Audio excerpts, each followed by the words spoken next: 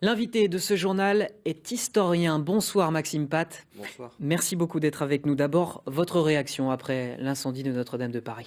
Écoutez, comme tout un chacun, je pense que c'est une tragédie qui s'est déroulée hier à Paris, une tragédie pour l'histoire, une tragédie pour le présent et une tragédie pour le futur, même si on va reconstruire.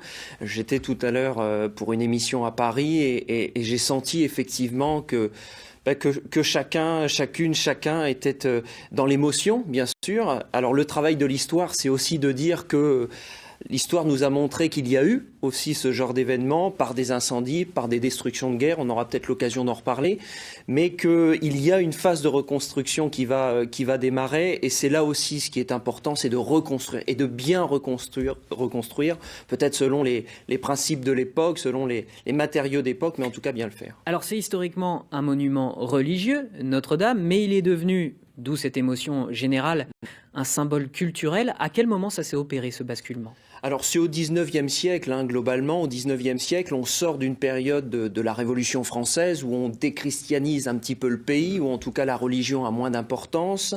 Et de ce fait-là, eh bien, les bâtiments, c'est vrai, vont subir aussi cela, puisqu'ils vont être un petit peu délaissés, les bâtiments religieux notamment. Et c'est là qu'on a, vous parliez tout à l'heure de Viollet-le-Duc, qui va reconstruire et qui va être un architecte de la reconstruction, c'est vrai, qui va remettre un petit peu à neuf ces monuments-là. Et puis Victor Hugo aussi, la littérature, 19e siècle, exactement, 1831, Notre-Dame de Paris, qui va faire arriver cette vague de romantisme et qui va redonner un petit peu de l'élan à ces bâtiments religieux. Et c'est là que l'échange culturel s'est fait, en tout cas qu'on est passé du religieux au culturel, et où que les deux ont pu se rassembler dans ces lieux-là en fait d'histoire. Avec des adaptations au cinéma, en comédie musicale évidemment. Le livre de Victor Hugo, on a appris aussi qu'il se vend très bien aujourd'hui Voilà. sur Internet.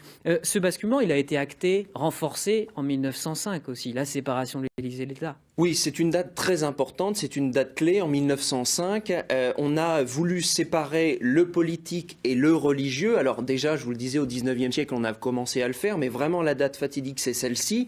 Et elle va d'ailleurs être importante pour la reconstruction.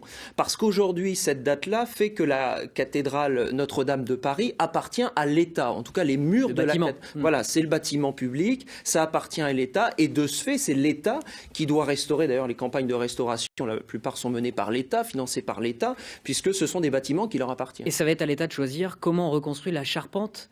Elle était en bois. Est-ce que toutes les cathédrales sont faites d'une charpente en bois, en deux mots ? Non, le béton, par exemple, à Soissons, a pris le relais quand il y a eu des destructions pour la Première Guerre mondiale. Là, on ne sait pas si ça va être dans le même jus d'époque. On va voir, ça va être tout le talent des ouvriers et puis des artisans qui vont pouvoir se mettre en œuvre pour la reconstruction qui, je l'espère, sera sublime. Il faut respecter l'histoire et en même temps faire que ce bâtiment soit durable. Merci beaucoup, Maxime Pat, pour tous ces éclairages. Alors, c'est vrai que c'est un